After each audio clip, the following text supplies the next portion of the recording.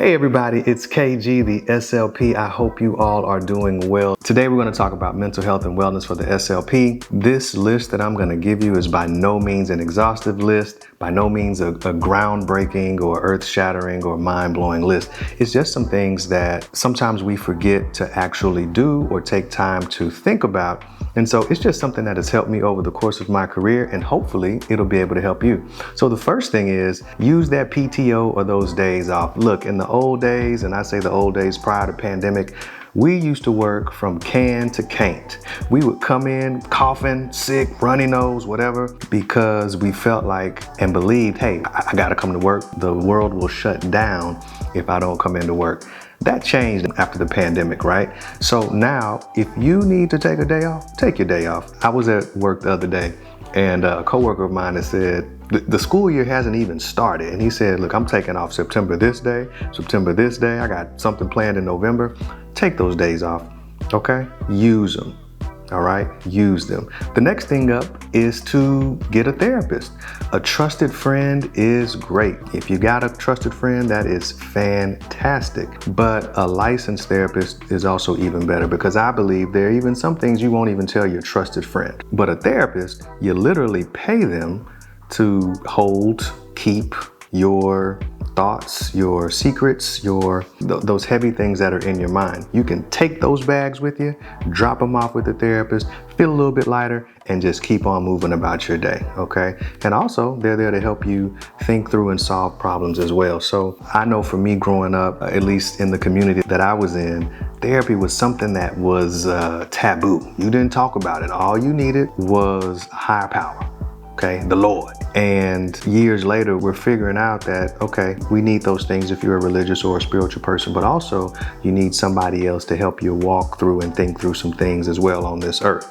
So nothing wrong with it at all. Get your therapist. It's one of those things that I wish I would have done sooner. Next up is set boundaries. Now, we hear that all the time, but what does that look like in the course of a career or in your work? Okay, so for me, boundaries looks like a start and an end time, okay? So at this one particular place I was at, I asked the director, hey, what time do we start? What time do we end? And she said something like 8 to 5 with about an hour lunch. Okay, all right. So one day I get an email that says we have a meeting at 5 o'clock, not from the director, from somebody else I worked with. And I responded to that email, I won't be there. That meeting's not for me, because my day ends at 5 p.m.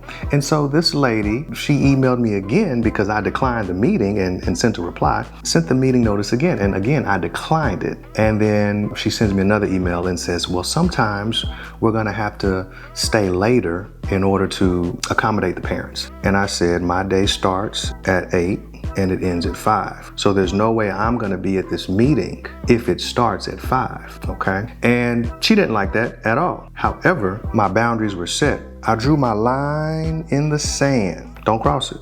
And guess what? It's up to you to enforce those boundaries. So had I said, okay, I'll be there, then the next time they would have come back later and said, oh, well, now we've got a meeting at 5:15 again. We know Kevin's gonna do it.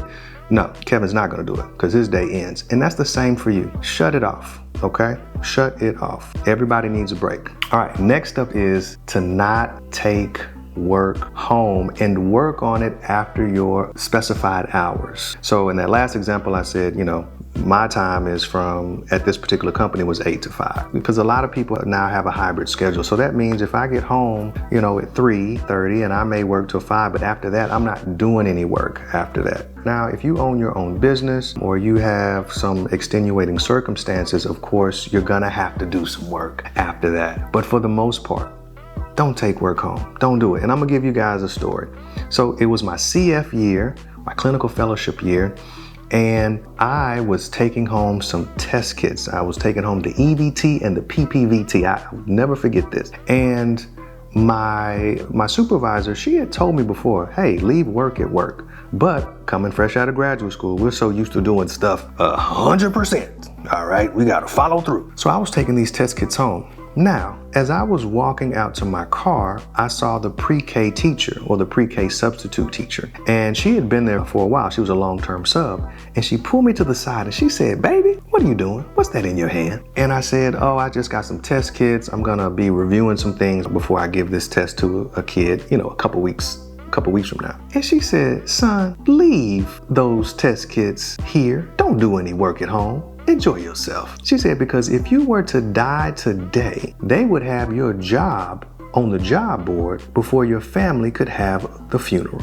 And I said, whoa, she was right. They sure would. Think about it today. They sure would put your job up before your family could have the funeral. So I took the work home, right? I put it in my car because I wasn't walking back inside. But I didn't do any work. I went home and my wife and I, we did what we want to do. Didn't have anything to do with work.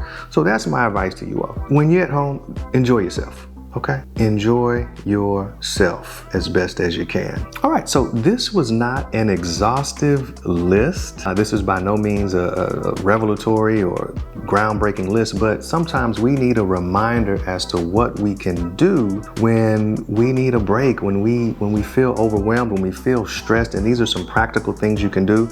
Rest assured, they will take some practice. So let me know which one on this list was your favorite. Which ones do you use just throughout the course of your day? What are some other ones that I didn't mention here? Because this isn't, like I said, an exhaustive list. What are some other ones that you like to use that have helped you? Because I'm always about learning and learning new things, okay? So I hope you all have a great rest of your day. Once again, this is KG, the SLP. Hope to see you soon.